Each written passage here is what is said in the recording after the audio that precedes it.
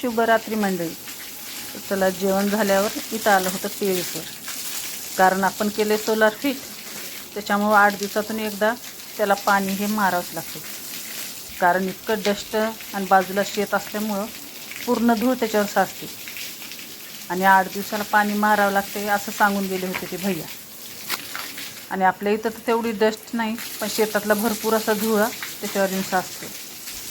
मग काय 6 ते 7 वाजता पाणी मारायचं म्हणून असं सांगितलं, तरी आम्ही 6 वाजता ऊन असतं म्हणून बिलकुल पाणी मारित नाही. आणि जेवढं सोलार आपल्याला उपयुक्त आहे ना, तेवढंच हानिकारक पण आहे. पण त्याला वापरायचं पद्धत आली पाहिजे.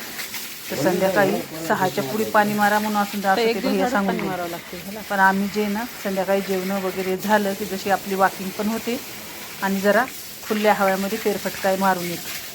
त्याच्यामुळं संध्याकाळी 9 ते 9:30 वाजता आम्ही मस्त टेरेसवर जाऊन पाणी मारतो. आणि आपले जे झाड आहेत ना सगळे उन्हाला फुलेले होते, तर आता ऊन इतकं भरपूर पडू लागलं आहे, मार्चच महिना आहे पण, आणि पानं पण थोडे थोडे सुकू लागले. त्याच्यामुळं सगळे झाडं काढले आणि तर पत्राखाली ठेवले. आणि जसं की नाही सोलारला पाणी मारलं तर झाडांना पाणी मारून घेतलं. आणि हे होतं इलायचीचं झाड, मी तुम्हाला दाखवलेलं. त्याला भरपूर टाईमला फुलं आले, पण गळून कामून केले तेच मला कळत नाही. तुम्हाला माहीत असेल तर नक्की कमेंटमध्ये सांगा बरं का. आणि आपल्या मोगऱ्याचं झाड बघा किती मोठा डेरोबा आहे.